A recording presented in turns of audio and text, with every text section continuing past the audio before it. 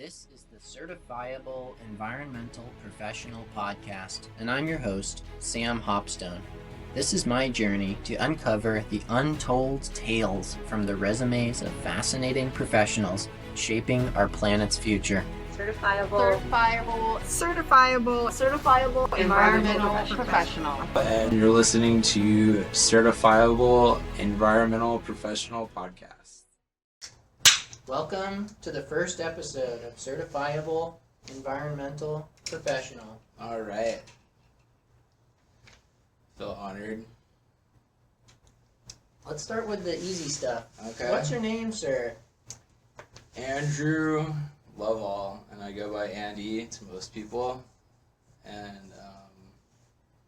Where are you from? yeah, Yuba City, California. Born and raised? Born and raised. You got a high school there? I did. Yuba City High School, home of the Honkers. The Honkers? Yeah. To those out there in podcast land, particularly Gen Z, a honker is a Canada Goose. What are you drinking, Andy? I am drinking authentic Gerolsteiner mineral water from Gerolstein, Germany. Is that a province? I think it's probably a town. Brought to you by Save Mart Groceries. What's your favorite ice cream flavor? This is an important one. I missed it. Oh man, I don't know. It's kind of a big deal for me. I can go first if you're nervous. Sure. Well, I have a lot. Like, I like ice cream. Right, I gotta give you time to process. Alright, I'm gonna ask you other questions and we'll come back to it. I really like Snickers ice cream.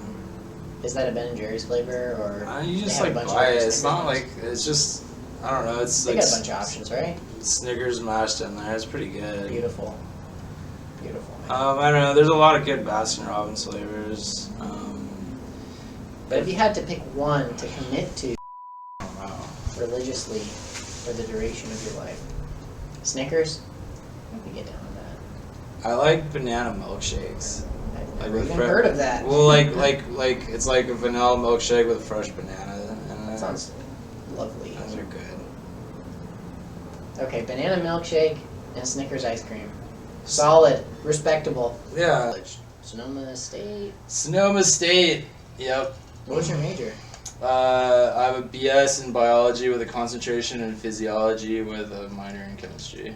Okay, so biophysiology, is that like human physiology or is there any wildlife in it? I took human physiology.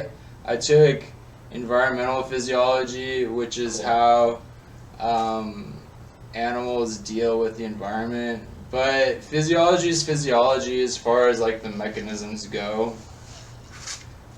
Even in plants, the way that physiology is studied is still similar, even though their mechanisms are very different. But it's basically just all the mechanisms and loops down to the molecular level up to, like larger Processes? yeah, physiological scientists, the people that actually do it for a living, are going to listen to this and be like, this is butchered. This is this is the 1 minute summary. Yeah. Cool. All the way up to like organ systems, basically. Most things work on negative feedback loops, sometimes positive feedback loops, to maintain homeostasis in an organism. And that's basically the study of physiology. All right, you retained a hell of a lot more than I did from undergrad. Okay. That's beautiful, man.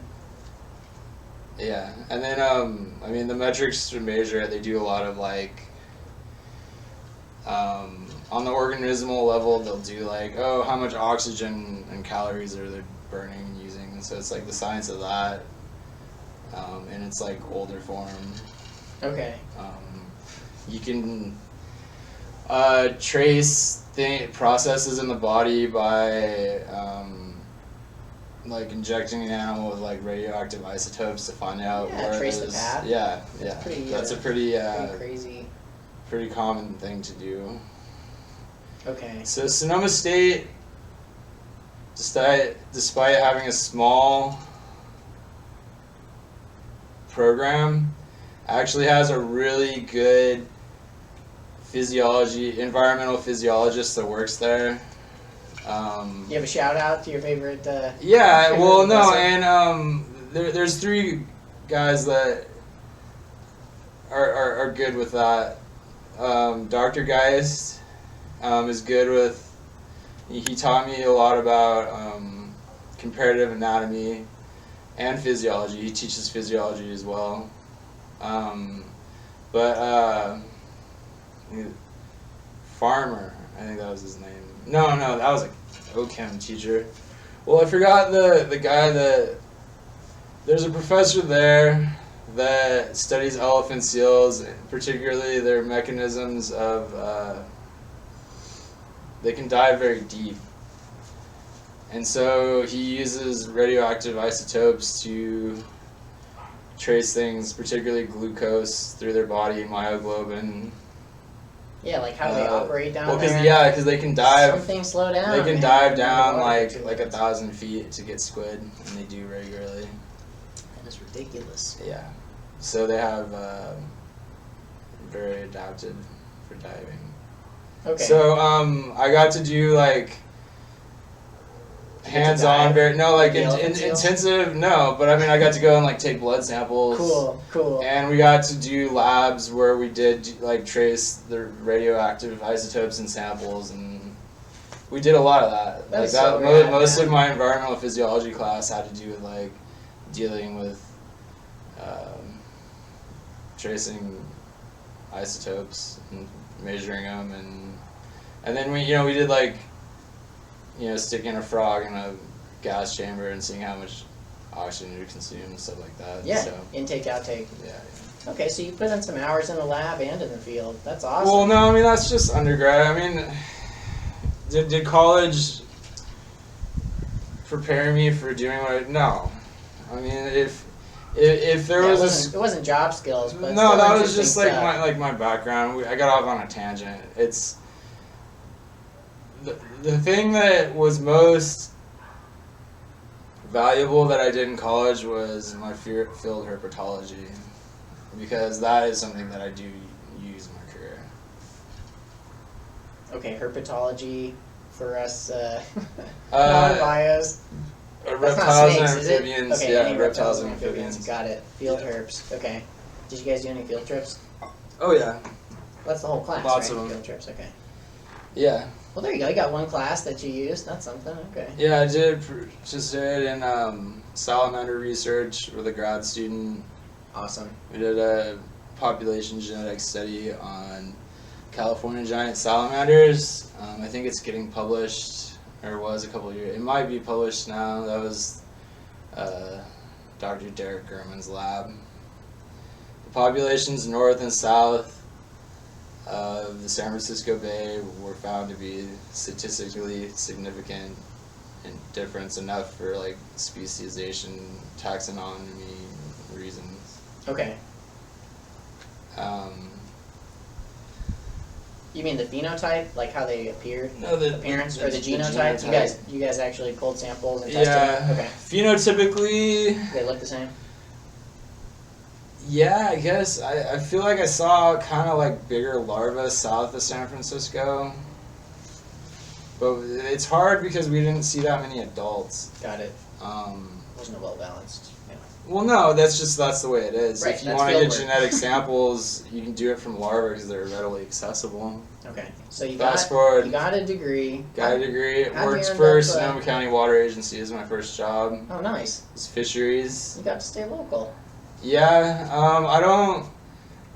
I mean, they do good stuff. They do, I got to work with salmonids. I got to learn fisheries techniques like seining, electrofishing, which I don't Can even know you- what that is, man. Is that how you collect the fish? yeah, Zapping and scooping?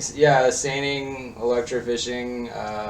Let's see there's other ones that I'm missing. I was reading about the salmon taking runs, water- like tagging them, break off the adipose fin. You guys ever do that? No, but I did do pit tagging. Okay.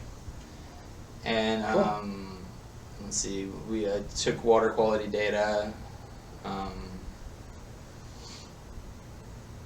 Fell out of a lot of kayaks. But anyways, so those are good skills that you can use to do fisheries consulting.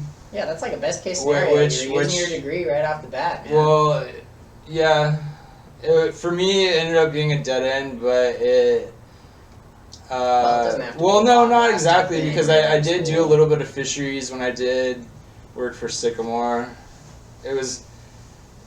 I happened to be monitoring a bridge project on a creek, and we had to do 2 fish rescues, and so I knew how to like measure and process the fish, and I knew all the species already. Yeah, you knew what to do with them. No, I knew what to do. On the first try. Yeah. That's so awesome. that was good. That's actually a big deal. Because I had to do, wildlife on the site too. So being well-rounded in this industry is good. But I ended up becoming a San Joaquin Valley specialist, and now I'm here. So I got my first job just, entry level doing lizard surveys in Bakersfield, blunt-nosed leopard lizard surveys. This is after the fishery? Yeah. Okay. Because that ended up being a dead end. You went from North Bay, aquatic bio to Kern, to the depths of For me, it was Kern great Valley, because I was making $16.40 an hour in a place that was expensive to live in. Yeah, probably doubled your. Pay. Only getting 40 hours a week, as an employee. So I ended up in Kern County. Is that your first contract? Making twice as much money with a third of the living costs. But it was hard work, stressful, struggled, for a couple of years. Work was hit and miss. It was because of the nature of that work. It was all non-disclosure and very secretive. I was doing seismic exploration and pipelines and OG. Any oil field work is very tight-lipped, and you have to be really careful how you deal with the client and what you say and do.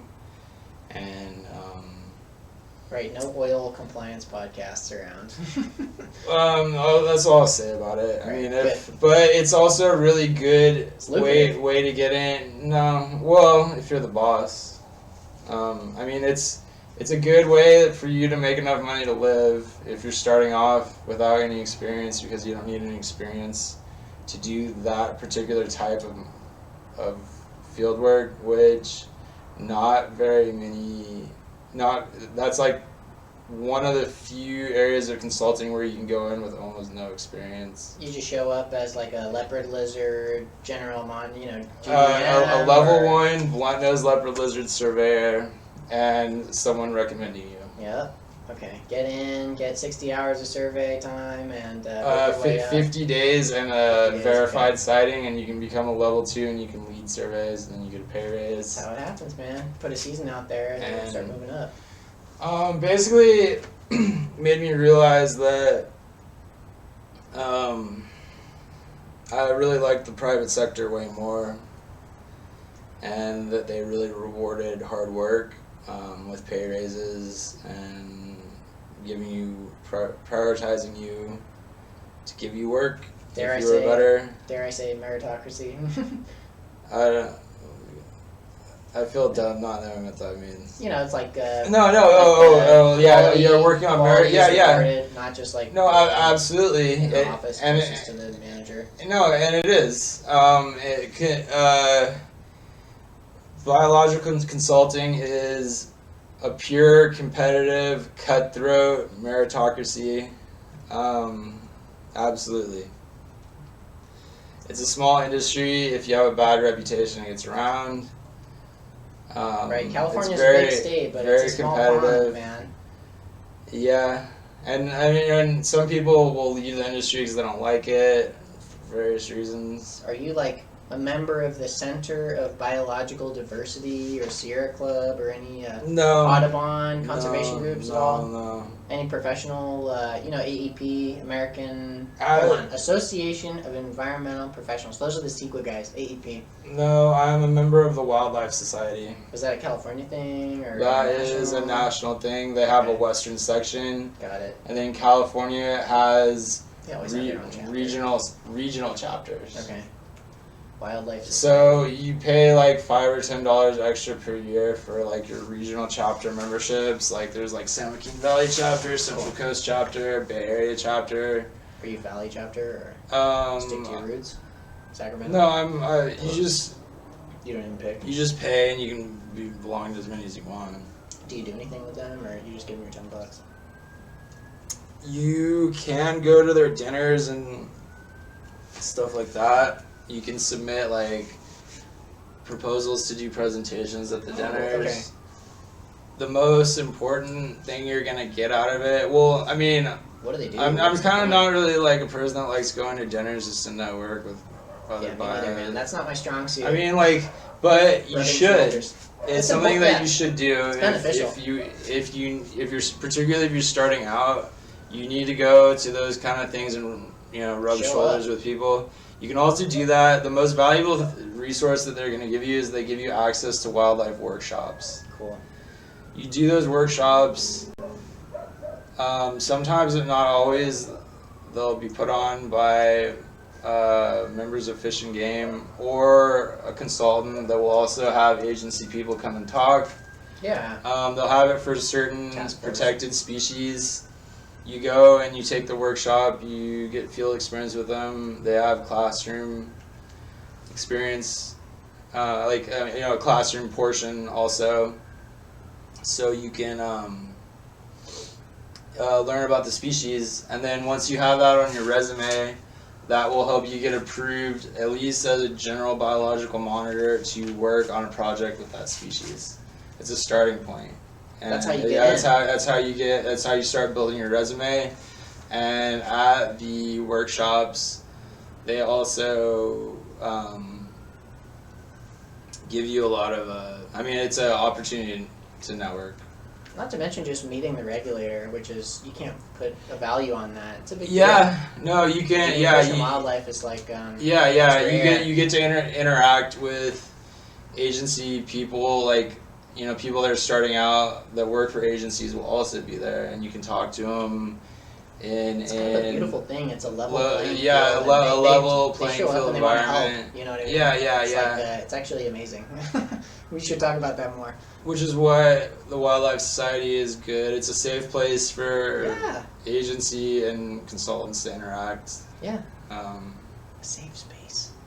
Did you go to any other workshops? I've gone to many.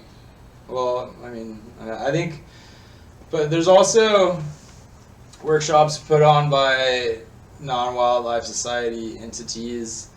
Another, one of them is Elkhorn Slough Foundation, I think is what they put on. Is that like Friends of Elkhorn Slough kind of thing? No, kind of.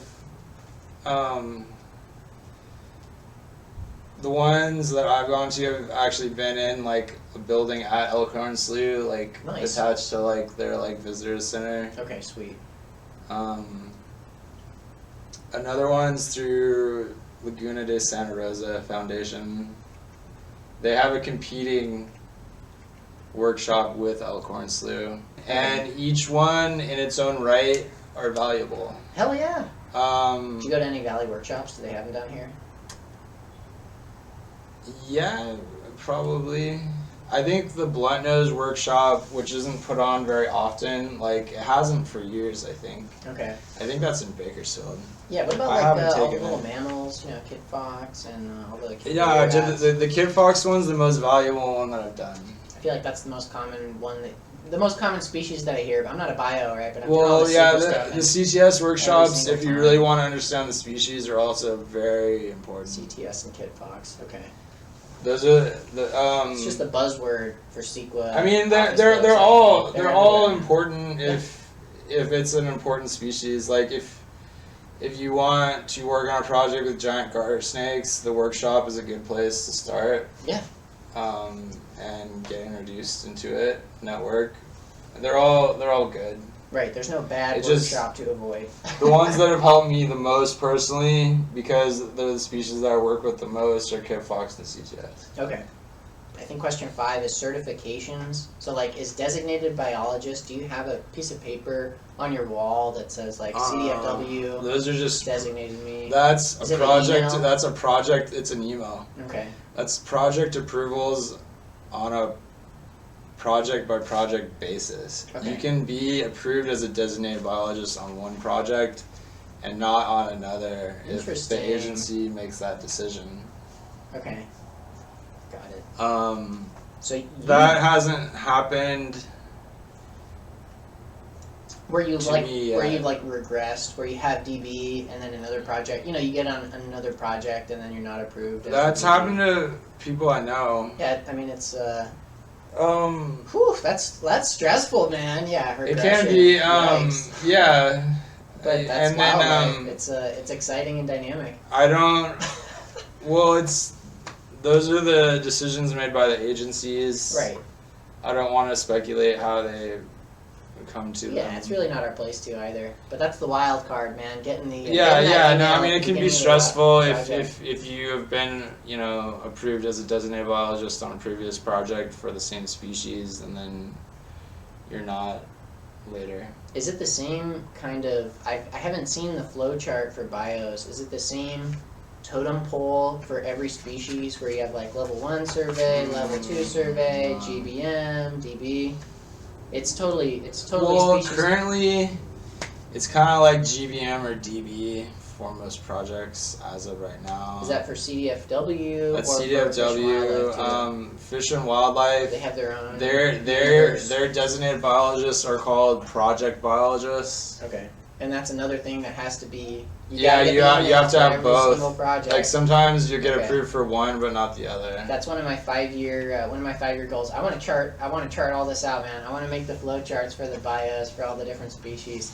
This is the things I think about on my morning commute. Well, The flow chart's not as complicated as you think. it's just a lot of them because every agency Well, calls it something different. No, it's just 2 different agencies. species. And then the stream alternation Like LSA has their own totem pole too, right? well, no, that's just it's just a separate permit that has different requirements. Okay. Stream alternate. Okay, so Lake and Stream Bed Alteration Agreement, Yes. LSAA, California Yes, Department of yes. Fish and Wildlife. Okay. Yeah. Okay, so you get the DB or the PB. What's the next level where you can like cast spells and summon, salamanders on command? You want to get your federal 10A1As. Is that like ESA? That's a collection research permits? permit. Okay. That's when you can start killing them, right? Well, it means that you can. For science. Yeah, for science. What it does, it can. Some permits require it. Say that like the DBs have to have them, but they often don't, and then the CDFW has never really cared. Because you can still get approved for the project to handle, for the. Yeah, you can handle for it, some but if you wanna animals do you can be a anything- DB and then they don't even have permits that you would necessarily need to get that would be applicable. Well, if all you're doing is Like wildlife for rescue, for instance, I don't know what. There's probably people that have 10A1As for Swainson's hawk, but I think they would.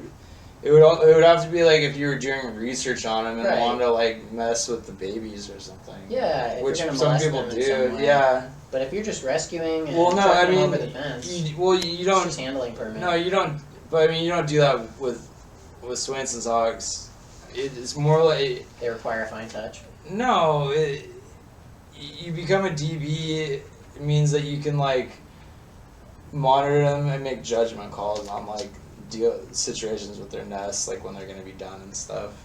But so that's kind of like not every DB position. Like the ultimate goal is necessarily to have a 10A1A. You want a 10A1A for things like California tiger salamander, which means that you can like net larvae and stuff like that. Like do surveys for them by yourself without like someone else being there. Solo survey. Do people really do that? Yeah. It happens. Um, I never get to go out there, man. I don't know. Red-legged frog, Okay. 10A, 1A, same kind of situation. Fairy shrimp, 10A, 1A is very valuable. To be a fairy shrimp DB, you have to have that. Okay. I know there's two. Okay, there's a vernal pool ferret. There's VPFS, and then there's one other. Well, no, there's a vernal lot pool of. ferret. Well, the Seeing fairy bios shrimp there at permitting. The list is like. The fairy shrimp permitting is really Exhaustive. complicated. Yeah, to say the least. The test is really hard. Okay. There's like 46 species you have to be able to identify. Ouch. The test takes like 7 hours. Do you get a nap halfway through? Have you tried it? I tried when I took it in San Diego, and we had really poor ventilation in the building. That'll affect the outcome. Well, they're in like 95% ethanol, and then there's hot lights on it, and so it's continuously evaporating, and I don't even drink. But the alcohol vapors, Yeah. well, they're making me really nauseated, and Yeah. looking in a microscope that long makes me nauseated anyway. Oh yeah, you get a headache after 60. Well, from the class, first of all, I realized just that I probably wasn't going to pass it anyway. And What do you mean, like on the first day, you just show up? And And it's like, okay. for the testing, they moved us into a even smaller building. And I was like, I don't even know. There's nowhere, because you can't miss any to pass this particular workshop. 100%. But I mean, other workshops are kind of more flexible. I mean, I think you still have to get 100%, but they're kind of more, be like, oh, this one doesn't look so good. Got it. It's objective. It's not like doing a count. Either way, the test takes 7 hours on average. Ouch. If you want to make more money and always have work, you want to find a region and specialize in it. And it's like Pokemon. You want to catch them all. You want to get as much permits and experience you can get, so you can get approved to work on various projects, get your DB approvals so you can bill at a DB rate, and that's the consulting game. That's the private consulting world, yeah. That's the private consulting world for wildlife biologists at this time. You might have to put in a couple extra hours too, yeah, compared to. If you're ambitious and you want to work hard and you can do the construction politics and the biologist politics and Get out in one piece. and Get called for the next project. and you can network to do volunteer work to get experience with the species additionally and do the workshops, things can work out really good. Did you have advice for Andy in high school? Like Sam in high school, I had no clue High school, fuck. that maybe that's a bad. Is that bringing up bad memories? No. I just had no. My goal in high school is to get out and go to college. To survive. Yeah. Same here, man. If I can make it through, if I can get to June, Yeah. everything will be okay. In college, I was lost. Yeah, because you survived high school, and then you gotta think of the No, next thing. it just wasn't that. Maybe I don't know how other colleges are, but it wasn't a good fit for me. Okay. I don't like school anyway. Fair But, Do you like learning? yeah. I didn't like that particular school's culture. Someone currently in school that wants to go into consulting, really easy. Take an ornithology class where you're gonna go out and look at a lot of birds. Herpetology, field herpetology if you have it. Mammalogy, particularly where you can go out in the field and do small mammal trapping. That's very valuable in your career. And plant taxonomy. And the last one is take a basic GIS course. Whatever else you want to fill your meaningless college career with, that's up to you. Those are the important ones if you want to be a biological consultant. Right, those are marketable skills. Well, that will give you the real experience that you need. If you want to do fisheries, take fisheries classes. If you want to do fisheries consulting, go to UC Davis, Sac State, or Humboldt. They have good programs. I just had this idea. When I was in high school, we went on a field trip with my auto tech class. I also took auto tech 2 years. Fun. Machine shop. I didn't do that. I just learned to fix car. Yeah, that's the whole 79 point. GNC Jimmy. Cool. Carbureted. Those classes are important. That's a marketable. My advice to high schoolers is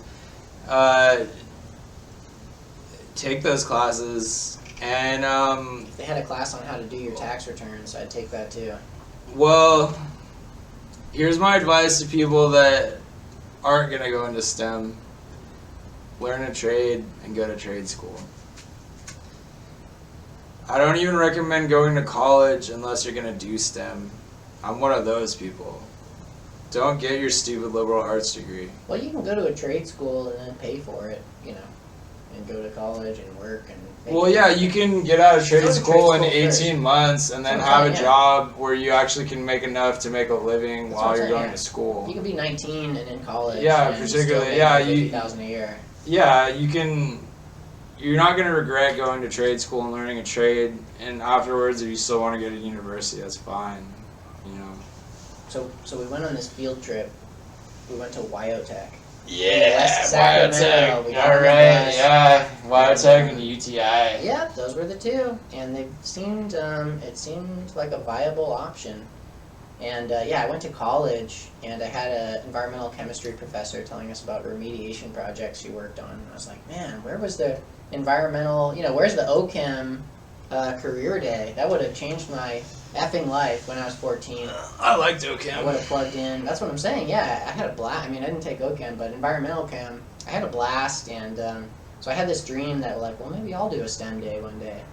Do you think you'd be open to taking 2 hours and doing? I'll do STEM, doing yeah. a STEM thing Absolutely. at the high school. We can do. I'm gonna say 5 years out. We'll give COVID maybe 2 more years to peter out here. We could do a plan for distillation. next year. I was looking at glassware online. It's not very expensive. Looking at what? Glassware. Okay. Yeah, man. Glassworking. Yeah, we could do a distillation. That would be really easy.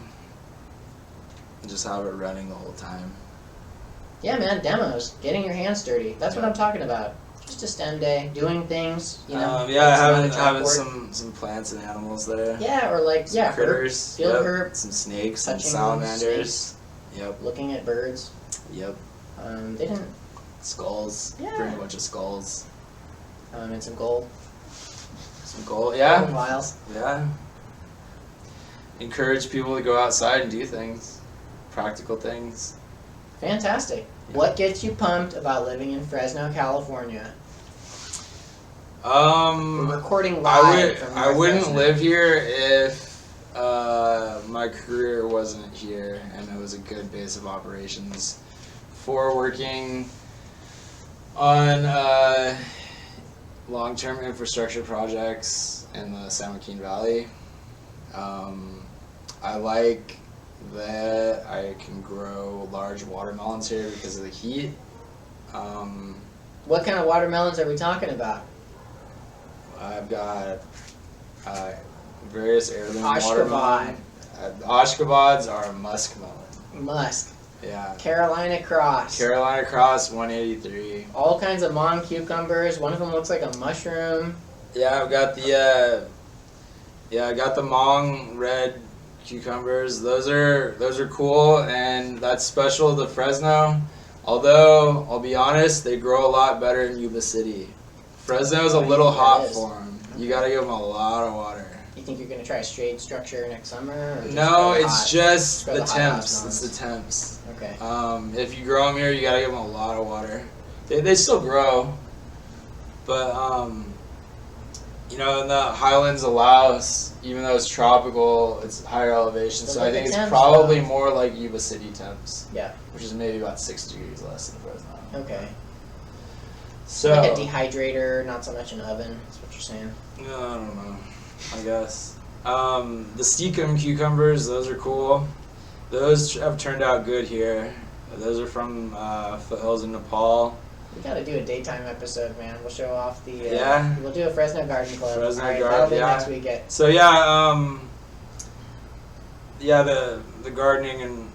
the gardening opportunities that the Fresno climate represents are a good way to mitigate the fact that the air is very bad here.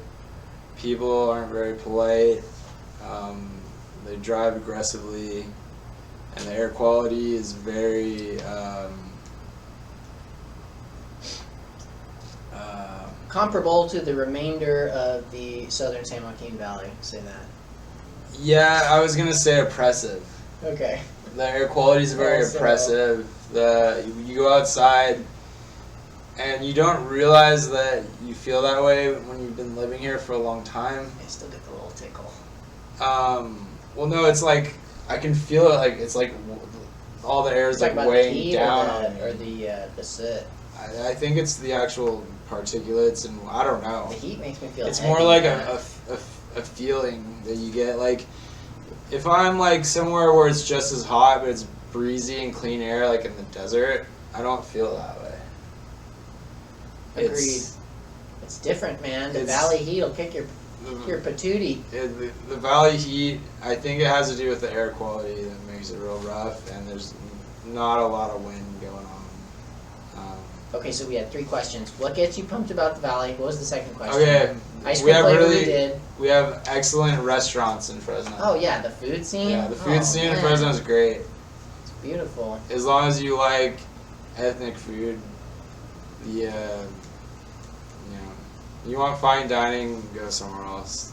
What's your favorite restaurant in the Fresno metro region? Easy? Chef Paul's. No. Chef Paul's is good though. Yeah. I'll give That's Chef nice. I'll give Chef Paul's Hearty thumbs up. a shout out. While I'm in that neighborhood, give Ho Ho's a shout out. $12, New York steak and eggs, baby. $12 cash out the door That's nice. with fried jalapenos and onions. I have been there with your wife, and they asked me where I met my wife, and I had to tell them that she was not my wife because of Loveall. And they're like, "Why are you there with her?" I was like, "She's my coworker." And they're like, "Oh." It's a rendezvous. It's just lunch. I'm pretty sure that's a website. Yeah, they didn't get it. What But is Ho anyways, Kafe? I've never heard of it. Ho Ho's, it's a breakfast place. Okay. Like, It's, what do you mean? Like they're closed for lunch and dinner? If you want to get the essence of Fresno, you should go to Ho Ho's. I do. Breakfast Yeah. tomorrow. Cash only. I'm gonna go. You should go. It's on F Street. Nothing. What? It's a long street, man. There's a very Just- high gradient of Just Google of it. scariness. No, along it's that. as From scary block as to it block. gets. Okay, Yeah, perfect. it's old Chinatown. Good place to go for breakfast. Yeah. 6 a.m. It's right. It's like four stores down from Chef Paul's. 4 vacant, storefronts down Got it. from Chef Paul's. Yeah, 4 address numbers. Yeah. Okay, I feel like there was one last. And they're thing. really nice there. Yeah, And you can get coffee's $1. that's what I'm For a talking about. huge Dollar cup. coffee. Yeah. Can I bring my own Okay. thermos? Number 1 Vietnamese. I don't know. There is There- no there- number there- 1, man. There's a lot. There's a lot of good ones. Okay. Number 1. Thai fuck it. No. That's Thai. Not even Vietnamese. Nho's Kitchen. Where's that? It's McKinley and First. Isn't that the Thai Phuket shopping center? There's like 5 of them. Yeah, dude. There's. They're many not all restaurants. created equal. Okay, I think I've been to 2.